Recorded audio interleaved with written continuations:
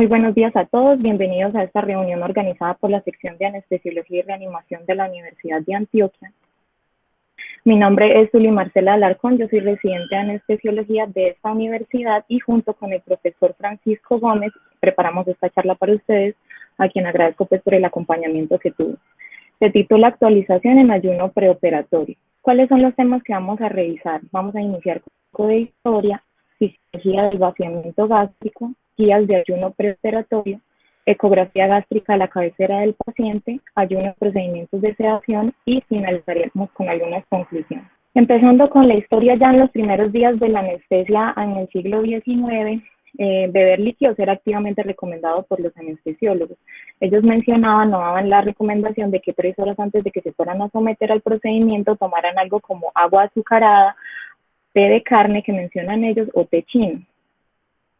Llamativamente, esta explicación para la recomendación era más para prevención de náuseas y vómito en el postoperatorio que por una preocupación como tal, por un riesgo de aspiración durante la anestesia. Desde que iniciaron como los reportes de caso de mortalidad y de morbilidad por regurgitación o por aspiración pulmonar, empezó como a tenerse preocupación por esta condición. En 1853, un soldado de Myanmar que tuvo una lesión por arma de fuego en un muslo fue sometido a un procedimiento quirúrgico. Él vomitó durante la cirugía y posteriormente murió. La autopsia reportó que en la tráquea estaba llena de contenido gástrico y así es como empiezan a haber casos que muestran pues que hay un riesgo latente en esta práctica. Años más tarde, en 1883, Sir Joseph Lister empieza como a dar o da las primeras pautas de recomendaciones en ayuno, en donde él describe que no es recomendable tener alimentos sólidos cuando se va a someter a anestesia por cloroformo. Sin embargo, él dice que alimentos líquidos probablemente sí se pudieran consumir. Es como el primero que hace esa diferenciación entre consumir alimentos sólidos y alimentos líquidos. En 1914 ya se empiezan a poner un poco más como más estables las guías o las recomendaciones y se proponen ayunos entre 2 a 3 horas luego de consumir alguna papilla según algunos reportes de casos. Él mencionaba, el doctor, en su publicación que no era necesario ayunar por más de 12 a 18 horas, lo que nos pone a pensar que en ese tiempo ya se estaban empezando a proponer ayunos largos. En 1920, Buxton ya describe propiamente una guía diferencial de sólidos y líquidos para el ayuno. Y en el 46 ocurre una publicación muy importante realizada por el doctor Mendelssohn. Él publicó una revisión de 66 casos de aspiración después de haber revisado más de 44.000 anestesias en pacientes obstétricas en trabajo de parto y vio que había aspiración de contenido gástrico en estas mujeres embarazadas. Hubo más o menos 2 o 3 casos de mortalidad y estaban asociadas sobre todo cuando había consumo de alimentos sólidos o cuando no se había respetado como este ayuno. De ahí también es de donde sale, pues, de este autor, es quien describe como tal, pues, el síndrome de Mendelssohn, que es una complicación más bien infrecuente, en donde se pueden ver como condiciones de neumonitis por aspiración del contenido gástrico. Es muy importante como reconocer que en esas situaciones, aunque sean raras, pues van a haber algunas sintomatologías como hipoxemia, pueden haber unos accesos de tos y posteriormente se va a ver evidenciado como tal ya una neumonitis.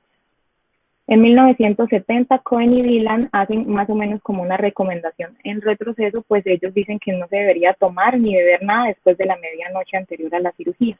Entonces podemos ver que siempre ha sido más o menos como una duda cuánto tiempo de ayuno se debe tener. Y ya en el 83, Miller y colaboradores encontraron, según algunos estudios de fisiología gastrointestinal que salieron, que una comida ligera 4 horas antes de ser sometido al procedimiento no hacía una diferencia significativa ni en el volumen ni en el pH gástrico en comparación con ayunar toda la noche. Entonces ahí se empezaron a sentar los precedentes de las nuevas recomendaciones. Entonces, ¿cómo podríamos definir el ayuno preoperatorio o cómo lo define la ASA en su última actualización del 2017? Como un periodo de tiempo prescrito antes de un procedimiento en el que a los pacientes se les da la indicación de no ingerir por vía oral alimentos sólidos ni líquidos. ¿Cuál es el objetivo de dar esta recomendación? Disminuir el volumen y la acidez gástrica con la intención de disminuir el riesgo de la potencial aspiración pulmonar, que es pues lo que tenemos hoy en día como objetivo.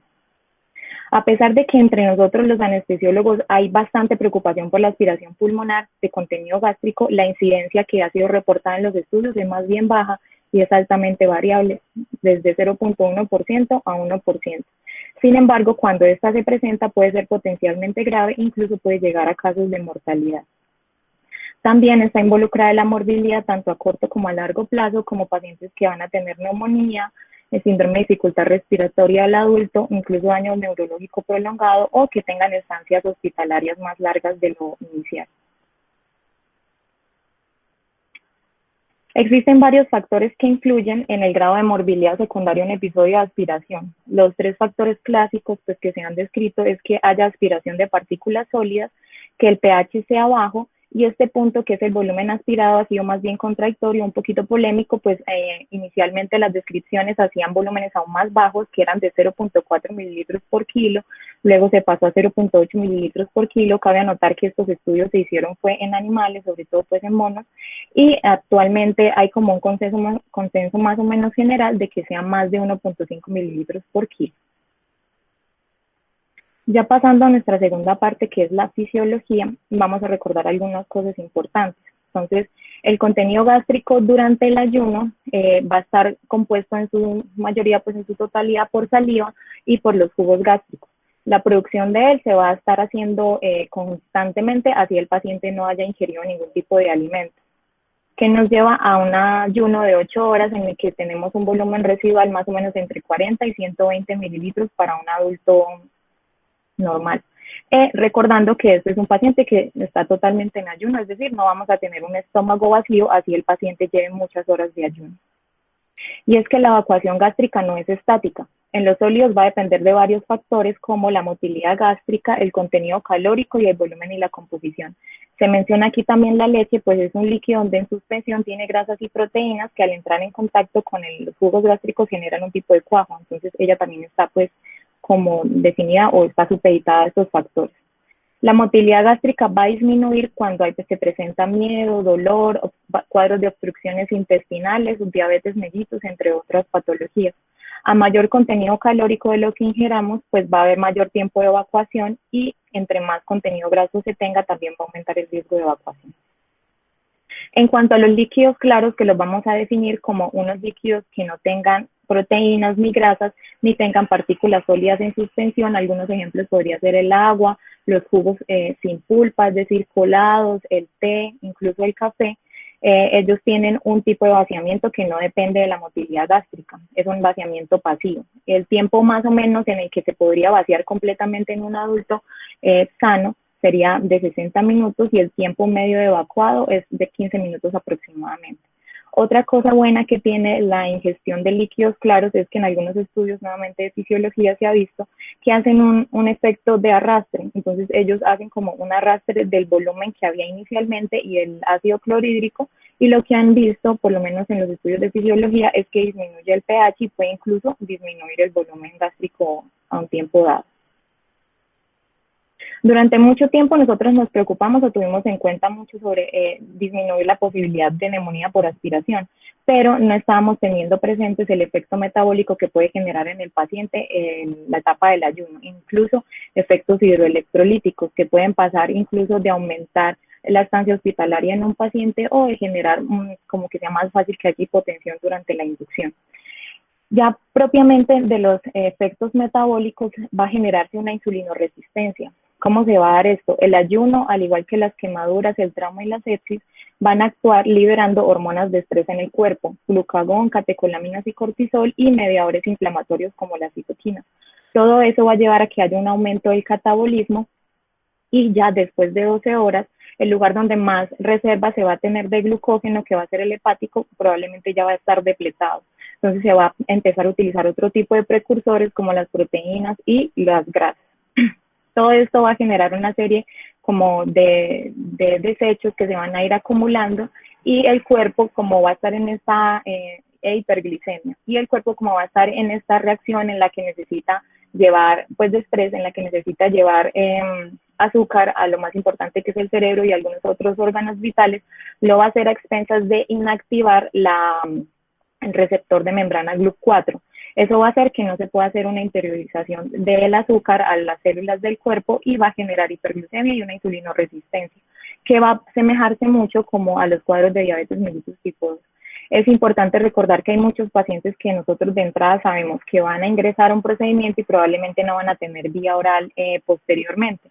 Entonces, también hay que tener en cuenta como estos efectos que estamos causando al momento de nosotros generar ayunos demasiado prolongados. Vamos a pasar ya a la tercera parte, que son ya como tal las vías de ayuno preoperatorio. Hay múltiples vías de ayuno preoperatorio, están incluso muchas latinoamericanas, pero vamos a revisar estas, que son la guía de la ASA que salió en el 2017. Hay una mención de ayuno preoperatorio en las guías de práctica de anestesia canadienses, las guías europeas, las guías escandinavas, las de Irlanda y Nueva Bretaña y las guías australianas del 2017.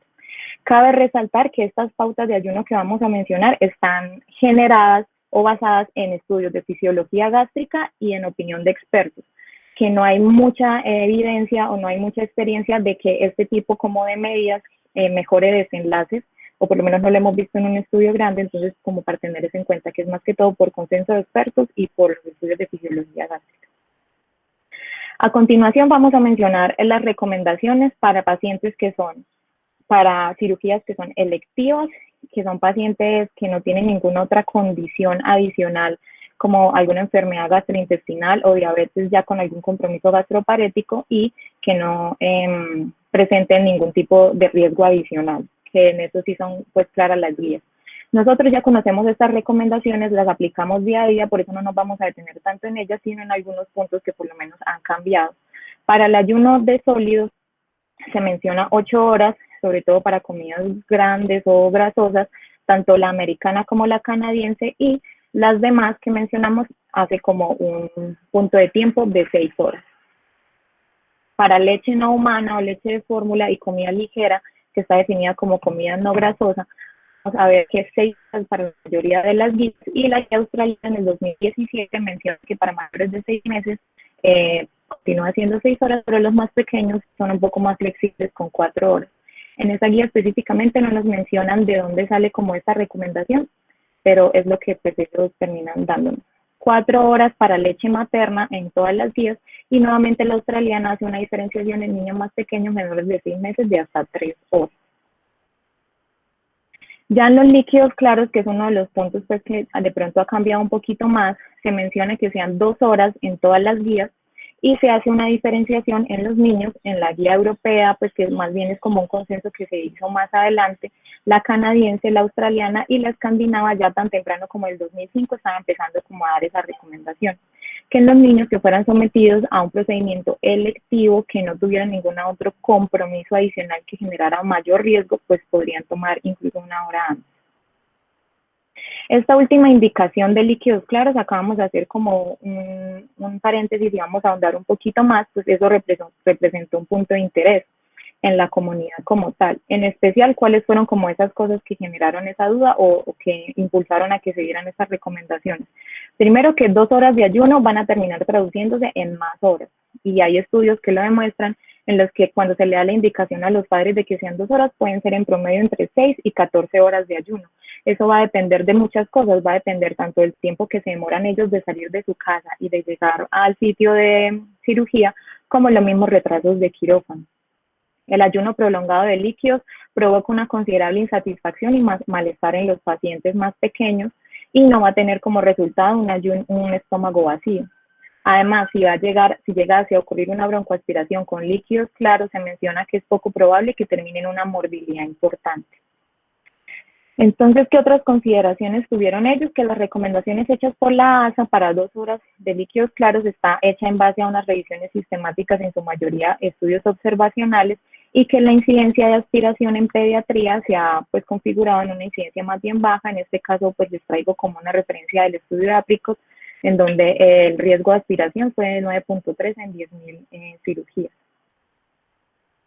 Es así como en el 2018 es publicado este consenso, que está como cohesionados los anestesiólogos pediátricos de Gran Bretaña, los anestesiólogos de la Sociedad Europea y Francesa de Anestesiología Pediátrica. Ellos, ¿qué es lo que nos dicen en este consenso? Específicamente lo hacen para actualizar esta parte del ayuno, y es que se puede hacer ayuno de hasta 1 hora para líquidos claros, para cirugía y procedimientos de sedación. Ellos también incluyen la sedación, que sean electivos.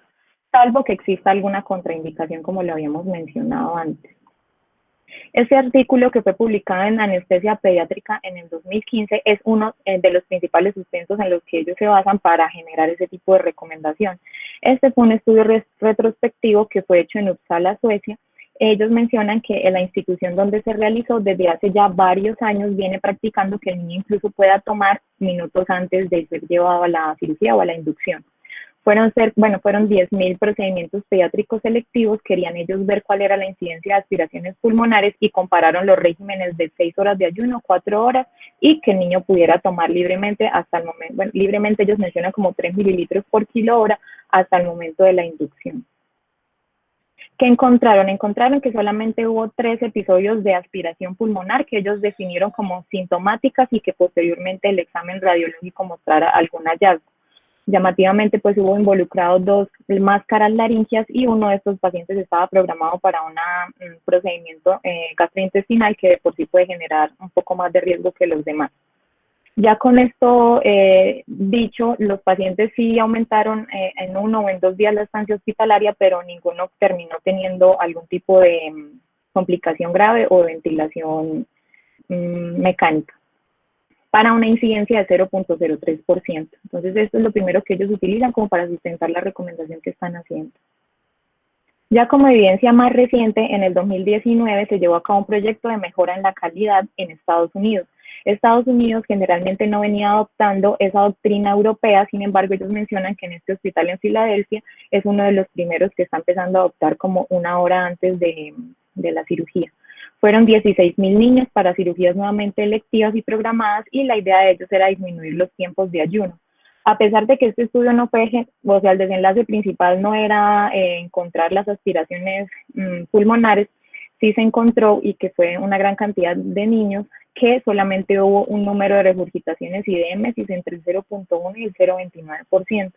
Y que curiosamente el 91% de los niños en los que se ocurrieron regurgitaciones y émesis tenían un ayuno de más de 2 horas. Ya pasando pues de esta parte de las guías de ayuno y de lo que ha cambiado en específico pues en los niños, vamos a pasar a otra parte muy importante que también viene emergiendo con fuerza, que es la ecografía gástrica a la cabecera del paciente. Esta ya venía aplicándose hace mucho tiempo, pero en el campo de la gastroenterología, para evaluar la motilidad y el vaciamiento gástrico. Es posible hacer la detección de sólidos y de líquidos y de reportar una correlación en los tiempos de vaciado y de ayuno. Incluso ellos mencionan que eso se hace con la medición, o ya se venía haciendo con medición del área transversal del antro gástrico. Su uso a la cabecera del paciente se propone como una herramienta diagnóstica emergente para la ayuda de tomas de decisiones perioperatorias. Aquí vamos a hacer como a recordar rápidamente algo de la anatomía macroscópica del estómago. Vamos a tener el cardias, el fundus, el cuerpo, el antro y el píloro. El antro es el sitio como que tiene mayor interés para nosotros, pues es el que, por estar más declive, es donde se van a acumular más los restos de alimento. Y es el que se ha visto, vamos a ver en los otros estudios, es reproducible encontrarlo y verlo. Los protocolos que se han descrito para realizar este tipo de ecografía es el paciente en decúbito supino y en decúbito lateral derecho, es decir, habría que hacer las 2 mediciones. Aquí en la imagen de la derecha vamos a ver, no sé cómo poner. En la parte de la izquierda vamos a ver pues la imagen sonográfica que estamos intentando ubicar, y el antro va a ubicarse en una posición posterior a un margen del lóbulo izquierdo del hígado y anterior a la cola del páncreas. Otras referencias anatómicas que vamos a tener es la aorta y los vasos emergentes proximales como la mesentérica superior. En esta ecografía ellos mencionan que se pondría como un estómago vacío. En este tipo de estómagos, o no lleno, en este tipo de estómagos incluso se pueden diferenciar las diferentes capas del estómago. Y como vemos es pues la ubicación del antro gástrico. Ya en este de la izquierda podemos ver la diferencia con el anterior, y es que vemos un antro más distendido y con contenido hipogénico que nos dice que hay líquidos claros muy seguramente, y en el de la derecha ya vemos que es un poco más heterogéneo y nos está indicando que hay contenido de sólidos. ¿Cuáles son las dos posibilidades que se nos dan para hacer una evaluación? Podemos hacer una cuantitativa y una cualitativa. La cuantitativa se da midiendo el área transversal del antro, utilizando un ecógrafo, un transductor curvo. Hay varios modelos matemáticos que han venido surgiendo para poder pues, valorar cuántos mililitros hay de acuerdo a esa área transversal del antro, pero el más robusto y el que más se ha aplicado a las últimas investigaciones que se han hecho o estudios es este que les menciono acá, que salió de un estudio de correlación con succión endoscópica, correlacionaban lo que se medía con la fórmula y miraban cuánto se podía succionar del estómago. En cuanto a la valoración cualitativa, vamos a tener 3 grados.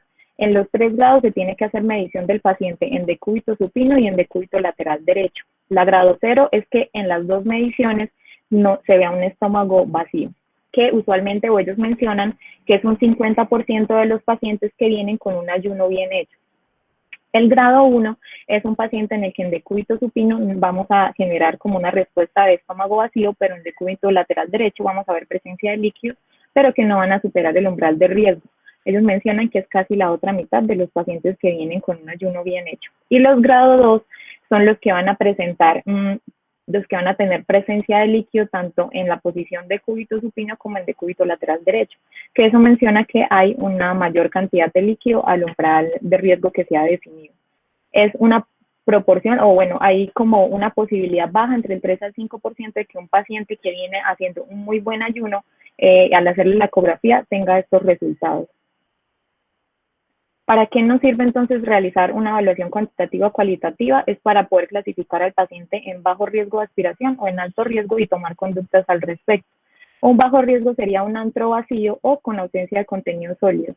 Y en la mayoría pues, de los protocolos está determinado que haya menos de 1.5 mililitros por kilo, hecho con la fórmula que les mencioné, o que sea cualitativo grado 0 o grado 1. Y un alto riesgo son presencia de sólidos o contenido líquido mayor a 1.5 mililitros por kilo, o en una evaluación cualitativa que sea un grado 2.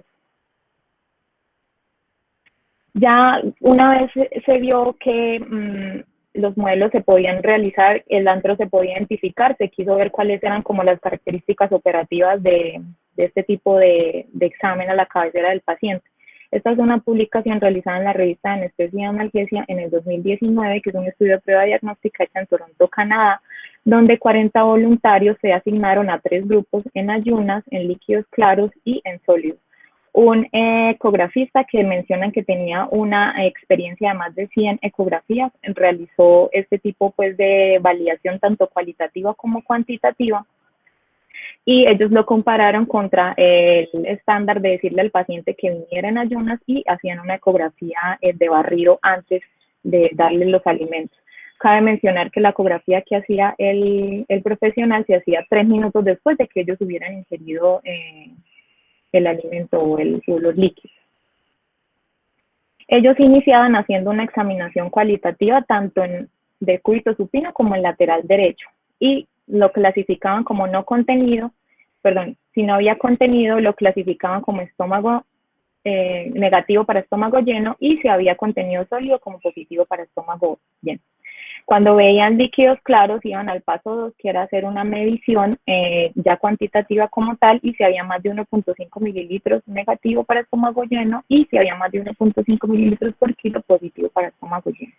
Esta es la tabla de contingencia de los hallazgos que ellos tuvieron con estos 40 pacientes, y eso arrojó finalmente una sensibilidad del 100% y una especificidad del 97%. Es importante recalcar que todos los pacientes pues iniciaron con una probabilidad pretest del 50% y el LR que terminó dando todo esto fue de 40%. ¿Qué nos quiere decir esto? ¿Cómo lo podríamos analizar? Primero, que debemos lograr reproducir las mismas condiciones propuestas en el estudio para poder lograr esos resultados tan buenos de sensibilidad y de especificidad. Segundo, que no se recomienda como una intervención de rutina, sobre todo porque si son pacientes en los que en el escenario electivo, por ejemplo, son pacientes en quienes claramente cumplieron las pautas de ayuno, van a tener una baja probabilidad pretest de estómago lleno y eso va a influir en el desempeño o en el rendimiento de la prueba. Entonces va a disminuir la sensibilidad y la especificidad. Es decir, que tendría una indicación cuando nosotros tengamos realmente una incertidumbre sobre el contenido gástrico y que así la probabilidad pretest esté cercana al 50% que cumpliría con las condiciones del estudio. Entonces, esto que hemos hablado es en pacientes adultos no embarazados y que tuvieran un índice de masa corporal hasta 39. Sin embargo, nos preguntamos en algunos grupos especiales si podía aplicarse o no.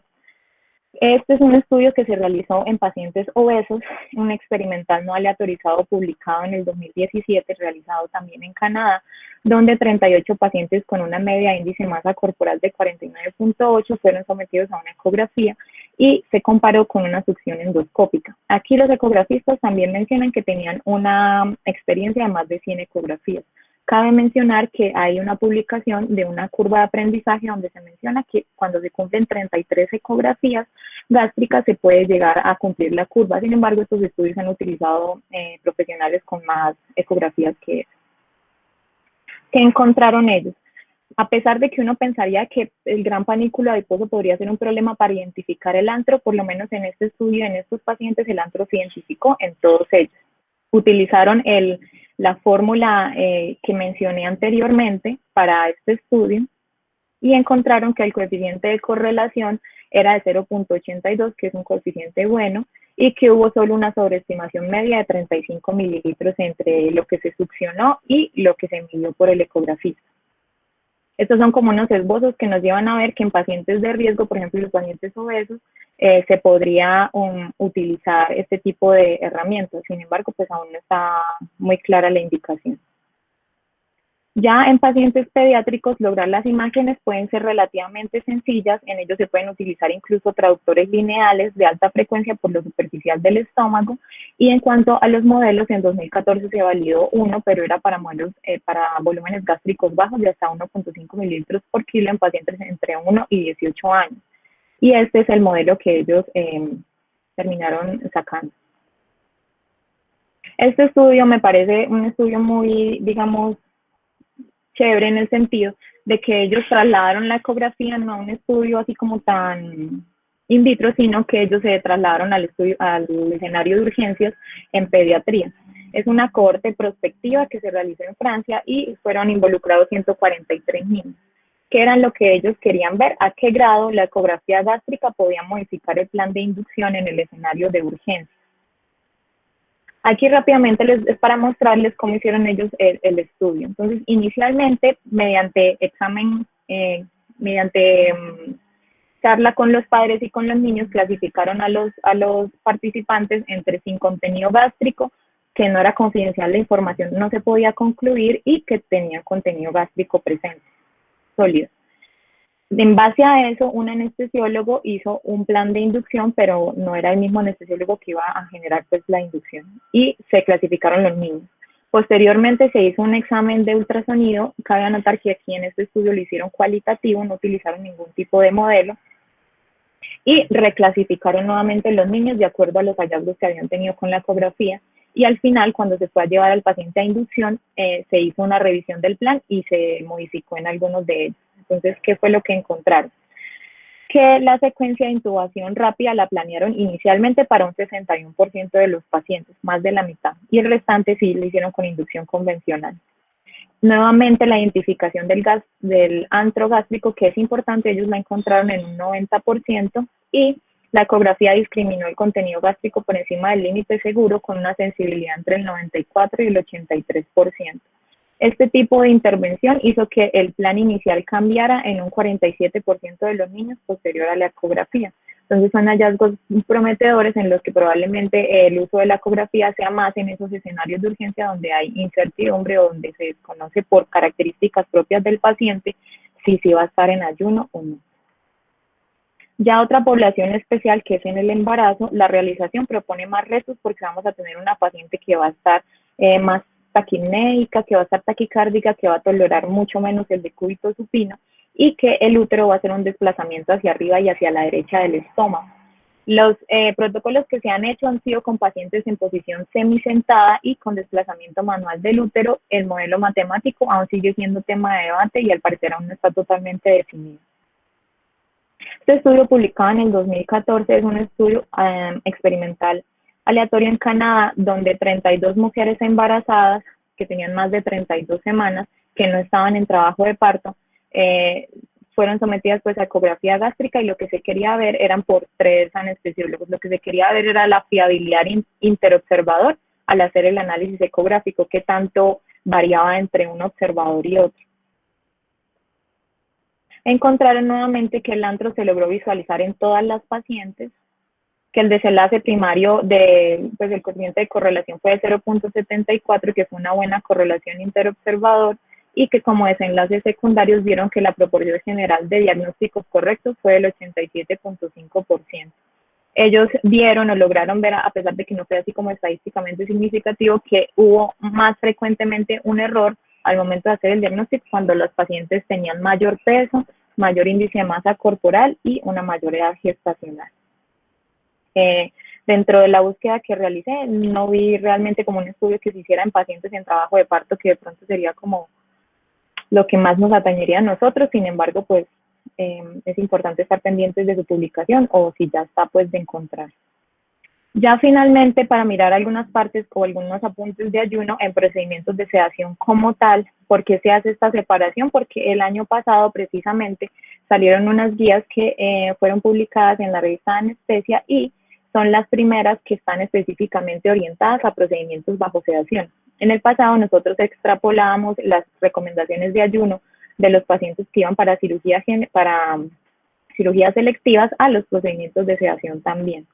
Ellos son muy enfáticos en decir que van a aplicar a procedimientos que son fuera del quirófano y que la intención es mantener la vía aérea sin manipulación. Que el no cumplimiento, bueno, ¿qué otra cosa ellos han visto o que los motivó a hacer este tipo de publicación?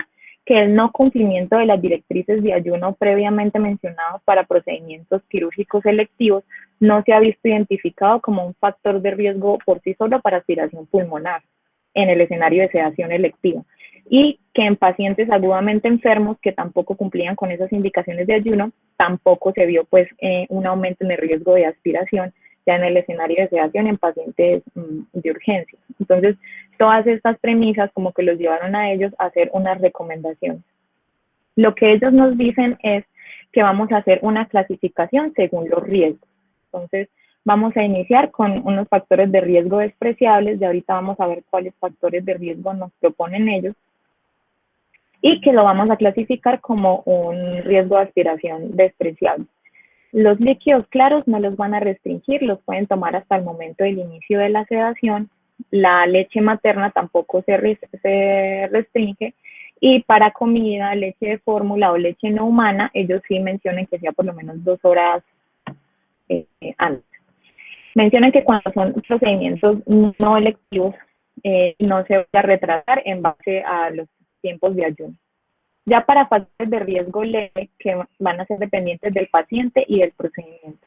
Del paciente son pacientes que van a tener enfermedades sistémicas severas, obesidad moderada, que tengan 12 meses de edad o menos o con hernia hiatal, que esto configura ya algún tipo de riesgo para aspiración. Que vayan a hacer sedaciones para procedimientos como endoscopias altas, de vías digestivas, por ejemplo, broncoscopias, o que el propofol vaya a ser el único medicamento o el principal medicamento sedante en esta práctica. Para procedimientos selectivos, entonces ellos dicen que estos pacientes que cumplen uno de estos factores de riesgo leve se clasifique como un factor de riesgo leve para aspiración, y los líquidos claros nuevamente no los van a restringir. Sin embargo, la leche materna va a ser para 2 horas y la comida o leche de fórmula o no humana para 4 horas. Nuevamente, que si es un procedimiento no electivo, no se retrase en base a los tiempos de ayuno. Finalmente, ya los riesgos moderados van a ser pacientes que tienen una enfermedad sistémica severa y que es una constante amenaza para la vida, es decir, ya estamos de hasta 3 hacia arriba, que tengan obesidad severa, apnea obstructiva del sueño o anormalidades de la vía aérea, como una vía aérea difícil, que tenga predictores de vía aérea difícil. Pacientes con antecedentes como hiperemesis, desórdenes esofágicos, obstrucciones intestinales, y que los procedimientos o la sedación pues que se vaya a hacer, nosotros de entrada ya anticipamos que muy seguramente vamos a tener que hacer un manejo ventilatorio avanzado o de la vía aérea. Entonces estos pacientes que se clasifican ya como un moderado riesgo deberían definitivamente ser manejados por un anestesiólogo, pero pues como que las indicaciones de sedación no las vamos a hablar ahorita, pero por lo menos este sí debería ser por un anestesiólogo y se cumplen las mismas recomendaciones de las guías de cirugía para procedimientos quirúrgicos selectivos, que serían líquidos claros hasta 2 horas, leche materna hasta 4 horas y leche de fórmula de una humana y comida hasta 6 horas. Nuevamente, que no se haga un retraso en estos tiempos de secundario, los tiempos de ayuno, y que el anestesiólogo debería ser el que maneje este tipo de pacientes y nos recomiendan utilizar ketamina como el único sedante en este tipo de pacientes. Ya para terminar, vamos a revisar 3 conclusiones grandes. La primera es que debemos saber que el ayuno prolongado no es sinónimo de estómago vacío, que una de las preocupaciones grandes de nosotros, y con toda la razón, es disminuir ese riesgo de aspiración. Sin embargo, lo que nos está dando la evidencia últimamente es que ese riesgo es inicialmente bajo y para líquidos claros probablemente no vaya a generar una complicación muy importante. Entonces, como el primer llamado es a no dejar a los pacientes como con tanto tiempo de ayuno y recordar que estas guías o estas recomendaciones que estamos dando es para pacientes que estén electivos, que no tengan ninguna otra enfermedad adicional. ¿Por qué? Porque los pacientes urgentes o hospitalizados ya tienen un nivel de estrés y como vimos anteriormente, la evacuación gástrica en ellos es distinta, entonces puede que no sea tan aplicable en los pacientes urgentes, pues no lo es. La segunda conclusión es que la ecografía gástrica a la cabecera del paciente viene ganando evidencia como un aliado en escenarios donde no se tenga claridad sobre el estado de ayuno. Entonces, nuevamente aquí es importante recordar que pues, es una práctica que viene incursionando, que a mí me parecería importante que la supiéramos manejar o por lo menos que iniciáramos a hacer algunos barridos para hacer identificación del antro y que probablemente no lo vayamos a usar en todos los pacientes, sino en algunos casos muy específicos en los que nos genere una duda y ella nos pueda cambiar un plan anestésico, todo en pro del paciente. Además que, digamos, con este nuevo cambio que hubo, por ejemplo, en las guías de sedación, hay que estar atentos a la emergencia de nuevos estudios que busquen demostrar la seguridad de ese tipo de esquemas y sobre todo pues que tenga un paciente un ayuno que no le genere ningún tipo de molestia, sobre todo de sed en los niños o irritabilidad, y en los mismos adultos todos los cambios metabólicos que ya habíamos visto anteriormente. Eso es lo que les traíamos para esta mañana. Muchas gracias por su atención.